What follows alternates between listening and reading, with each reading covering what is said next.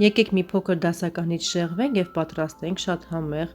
բերանում հալվող և տարբերվող շաքար լոխում կամ լուսին, անվանեք այնպես, ինչպես կցանկանաք։ Շատ համեղ է ստացվում, կիմանաք միայն, երբ ինքներդ պատրաստեք։ Տաք թավայի մեջ ավելացնում ենք 1 բաժակ ալյուր և 100 գրամ աղացած կամ մանրեցրած ընկույզ։ Միասին բովում ենք։ Բովում ենք այնքան, մինչև ստանանք ոսկեգույն երանգ։ Պետք է այնպես անենք, որ ալյուրի գնդիկներ չմնան մեջը։ Տեղափոխում ենք տարայի մեջ և թողնում ենք ամբողջովին սառի։ Բոված ալյուրի վրա ավելացնում ենք 1 հատ ձու, 250 գրամ կարագ սենյակային ջերմաստիճանի, ավելացնում ենք նաև 150 գրամ շաքարի փոշի։ Քաղցությունը որոշեք ինքներդ, այս չափից բավականին քաղցր է ստացվում։ Ավելացնում ենք նաև մի փոքր բուսայուղ, վանելին և փխրեցուցիչ։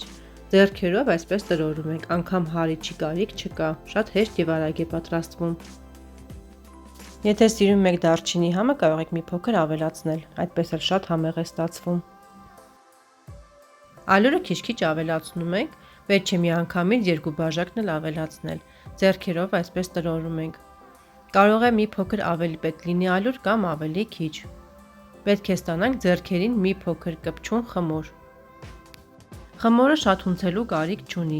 ինքը փշրվող խմոր է, պետք է այնքան, որ ձեռքերով հավաքենք իրար վրա, արեք այնպես, ինչպես ցույց եմ տալիս։ Պետք է ստանանք մի փոքր ձեռքերին կպչող խմոր։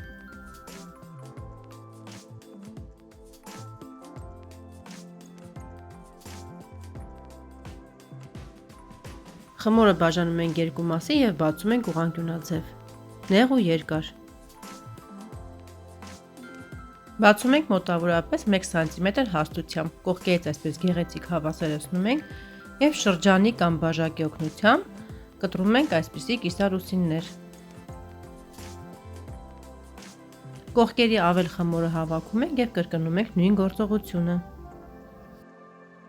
Այս չափաբաժնից ինձ մոտ ստացվել է մոտավորապես 34-ից 36 հատ թխվածքաբլիթներ։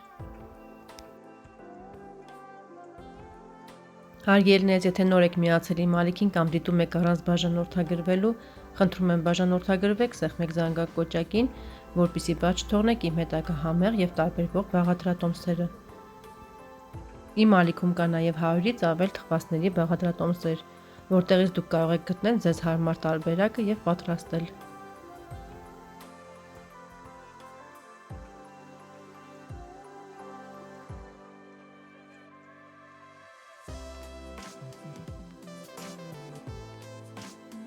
Թխում ենք նախապես տաքացված ջեռոցում 180 աստիճանի տակ 10-ից 15 րոպե, մինչև մի թեթև ոսկեգույն երանգ ստանա։ Մեզ պետք է նաև շաքարի փոշի, տաք թխվածքաբլիթները հանում ենք և թաթախում ենք այսպես շաքարի փոշու մեջ։ Պետք է չթողնենք թխվածքաբլիթը սառի, սառելուց հետո շաքարի փոշին վրան լավ չի մնում։ Այսպես շատ արագ թխվածքաբլիթները թաթախում ենք շաքարի փոշու մեջ այնպես, որ բոլոր կողմերից պատվեն և դասավորում ենք մատուցվող ափսեի մեջ։ Ահա արդեն պատրաստ են մեր համեղ, նուրբ, փխրուն թխվածքաբլիթները, տեսեք, թե ինչքան գեղեցիկ ու համաչափ են ստացվել։ Դե ինչ, հուսով եմ հավանեցիք այսօրվա իմ պատրաստած բաղադրատոմսը։ Դուք էլ պատրաստեք և գրեք ձեր կարծիքը մեկնաբանության բաժնում, սիրով կսպասեմ բոլորիդ։ Դե ինչ, ձեզ բարի դիտում, իսկ մեզ էլ բարի վայելում։ Առայժմ կհանդիպենք հաջորդ տեսանյութում։